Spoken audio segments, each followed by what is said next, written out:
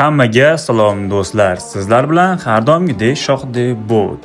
Bugun neobishniy bo'lgan temada videorolik, ya'ni PUBG Mobile'da noodatiy bo'lgan akkauntlarni ko'rib chiqamiz.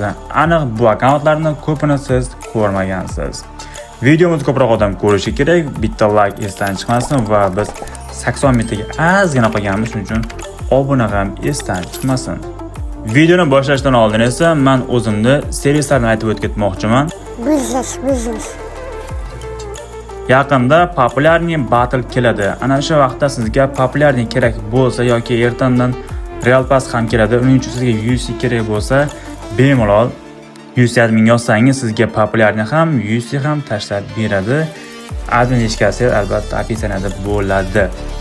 Va siz akkauntni choptirib qo'ygan bo'lsangiz yoki akkauntingizda qanaqadir привязка yo'qolgan bo'lsa, misol uchun pochtasimi, nomeri yo'qolgan bo'lsa yoki akkauntda matlab bambil qanaqadir muammolar bo'layotgan bo'lsa, bemalol Shohdek Helpga yozishingiz mumkin. Buni ham opisiyaga qo'yib qo'yaman. Muammongizni tezda arzon narxda hal qilishingiz mumkin. Bo'lmasam biz videoga qaytamiz. Bo'lmasam biz birinchi akkauntimizni ko'rib chiqamiz. Birinchi akkauntimizni ID'sini terib olamiz.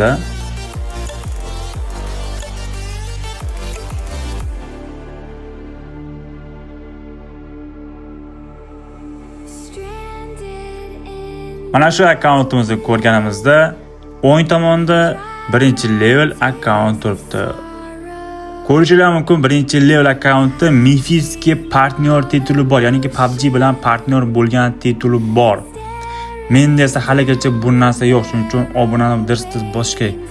Voy-yo, o'tayo. Bolalar ajali-yu. Ko'rishingiz mumkin, akkauntda shoot full. Lekin buni yana bitta noodatiy tomoni bor akkauntda. Kim ko'rdi? Akkauntda umuman o'ynalmagan mana. Umuman o'ynalmagan akkaunt. Bu akkauntni yana bitta noodatiy tomoni bor. Bu akkauntda ko'rishingiz mumkin 114 million populyarnisi bor. Bu akkauntga qachon tashalgan bu populyarni mana umuman bilmayman. Lekin ham partnyor tituli bor Mifis'ga, shutlari full, yabibollari bor. PP'sini qaranglar. Gap bo'lishi mumkin emas. Nimadirlar deb PP'ga hammasiga katta populyarniy tashalganini ko'rmadim men.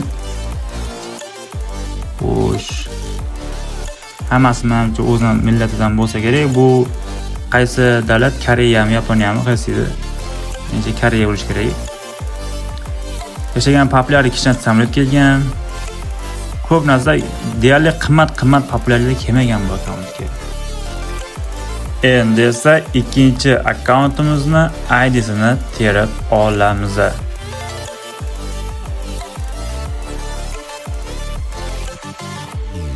Qaragan bo'lsangiz, o'ng tomonda 100-level akkaunt bor va bu akkaunt haqida O'zbekistonda ko'pgina YouTuberlar video qildi, lekin buni sabablarini keltirib bermagan. Hozir men keltirib beraman. Akkaunt ko'rishingiz mumkin, full donat bo'yicha dahshat.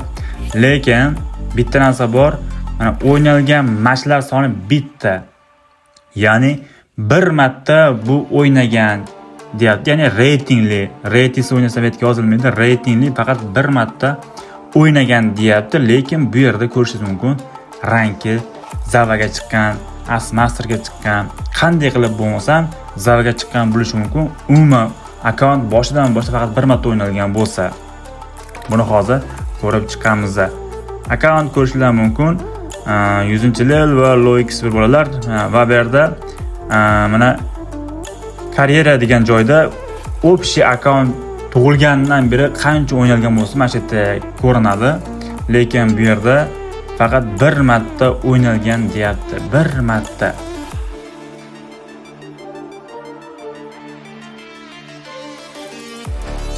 Xo'sh, bu yerda endi umuman o'ynalmagan, to'g'rimi?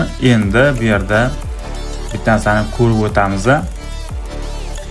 Osiyoga o'tamiz. Ko'rishingiz mumkin, bu Osiyo serverida rang ko'targan S2 ning ikkinchi sezonda bu 12 kda o'ynagan ekan. U paytda 12 kda o'ynash unchasiga bo'lmagan. lekin bo'lishi ham mumkin paytda hamma bot bo'lgan. Undan keyin mana S4, S3lar, S5lar mana shuncha o'ynagan. Bu akkauntda nimadirlar qilib bug bo'lgan yoki akkaunt egasi hakkerlik bilan nimadirlar qilganda shu umumiy o'ynalgan matchlarni bitta qilib qo'ygan. Boshqa yerda deydigan joyi yo'q. Ko'pgina youtuberlar bilmayman nimadir qildilar deb o'zi vahima tashashdi. Keyingi akkaunt esa mana bu o'zbek akkaunt, level ham 33. ID'sini ko'rishlar mumkin 57777 faqat 7. Bu ID'ni bemalol $1000 qimmatga sotishi mumkin. Ko'rishlar mumkin.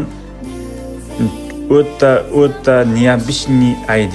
Bu ID borku, bu ID'ni olish uchun qanaqa omad kerak men bilmadim.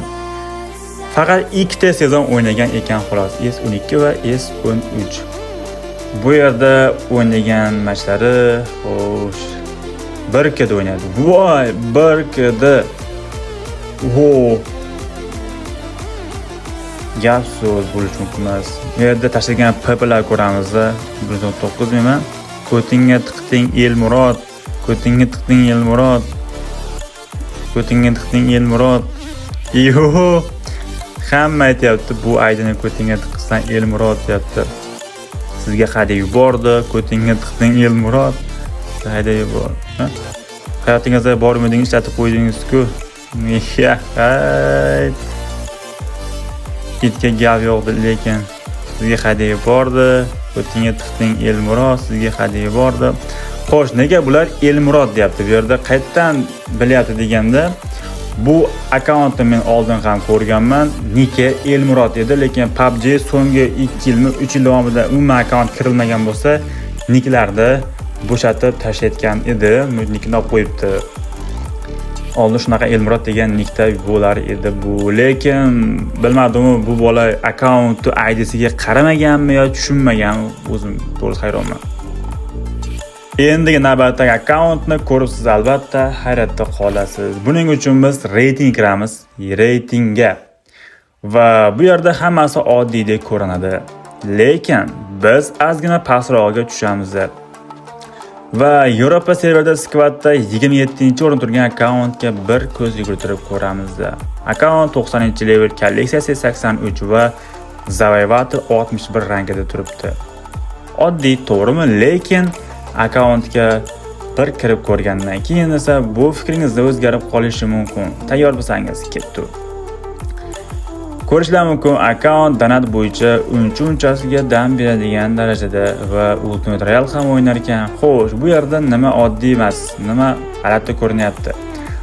Ko'rishlar mumkin, 132 ta match va 55 kedi. Nerealni kedi, rekord kedi desa ham bo'ladi.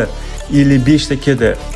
Bunday kedi o'ynash uchun o'yinni eng kamida 45 ta kill qilishingiz kerak va ko'pi bilan 70 ta kill qilishingiz kerak va bu yerda mavsumlar rekordi 72 ta bashi mavsumda eng ko'p qilgan kill 72 ta ekan. Meni bitta narsa hayron qoldirdi. 132 ta match bilan qanday qilib Zavayvator 61 gacha chiqib bordi rankda. 10.000 PTSgacha. Men hisoblab chiqdim, har bitta matchda bu maksimalni 55-60 plus olishi kerak ekan shunday rankka chiqib borish uchun. Men tushunmadim. O'tgan sezon 126 mana 26 keda o'ynagan ekan. Bundan oldingi sezonda, undan keyingi sezonda esa 233 ta matchda 32 keda. Undan keyin 21 keda o'ynagan ekan. Undan keyin esa 26 keda o'ynagan. Bu azaldan kedasi baland bo'lib kelgan ekan. Undan keyin esa keda tushib ketibdi, 13 keda, 19 keda, mana misol uchun 19 keda normalli keda. Ana 15 keda o'ynagan ekan. 13 keda. Faqat undan pasti faqat 13 keda bo'lganmi? Faqat 13. 12 keda bo'lgan ekan. Lekin mana bu kediga men to'g'risi tan berdim. 55 keda. Ishomayotganlar bo'lsa, ID bilan bemalol tekshirib ko'rishingiz mumkin va bu video bo'lgan vaqtda yangi sezon kelib qolishi mumkin. Lekin bugun ko'rayotgan bo'lsangiz, katta ehtimol bilan bu reyting turibdi. Lekin bu kedi nerealni 12 ta zarvasi bor ekan, ultimatda bir marta astronaga chiqqan ekan. Cheat bormi? Unisini bilmadim, lekin shokdaman. Va bizning oxirgi akkauntimiz bu o'zimning akkauntim. Buni bilgan biladi, bilmagan endi bilib oladi. Ya'ni katta harfda O'zbek deb yozamiz va ikkinchi level akkaunt chiqadi.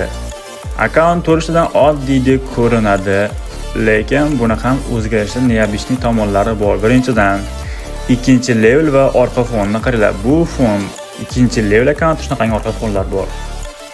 Va o'ziga degan niklar ramkalari bor. Plus normalli fonlar olingan, nikka ham fonlar olingan. Va bu akkauntda narx 30 million populyarniy bor. Bu akkauntda biz populyar battle o'ynaganmiz va dunyo bo'yicha 4-o'ringacha chiqqanmiz battle bo'yicha. Mana shu ikkinchi level akkauntda. Va bizga shuncha odam mana shu yerda poddesha qilib yordam berganlar.